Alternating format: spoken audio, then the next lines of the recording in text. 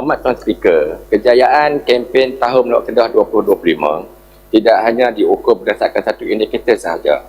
Sebaliknya melalui beberapa petunjuk utama yang menjadi ukuran kepada prestasi sebenar sektor pelancongan negeri.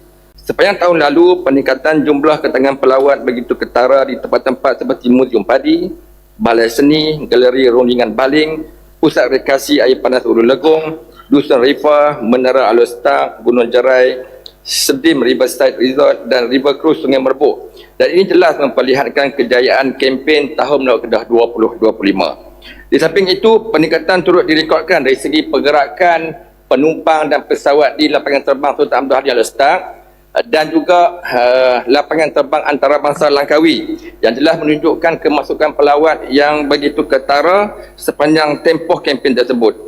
Namun kita menganggarkan bahawa dengan kehadiran sekitar 7 juta pelancong, sektor pelancongan Kedah berpotensi menjana impak ekonomi antara 4.9 bilion sehingga 7 bilion ringgit melalui perbelanjaan pelancong bagi penginapan, makanan dan minuman, pengangkutan, membeli belah serta aktiviti pelancongan.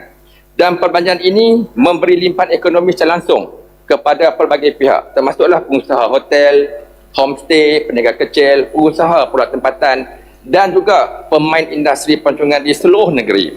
Pelaburan dalam pelancongan ini merupakan satu pelaksanaan strategi jangka panjang demi masa depan ekonomi negeri. Kempen ini kita berjaya membina tourism mindset dalam kalangan rakyat Kedah, iaitu kesedaran bahawa pelancongan adalah sektor ekonomi yang mampu memberi manfaat kepada semua pihak. Apabila kesedaran ini meningkat, maka rakyat lebih terbuka untuk menyokong aktiviti pelancongan, bersedia menyambut kedatangan pelawat dan melihat pelancongan sebagai peluang ekonomi yang memberi manfaat kepada komuniti setempat. Ukuran sebenar kejayaan tahun Melawat Kedah 2025 tidak semata-mata pada angka pelawat.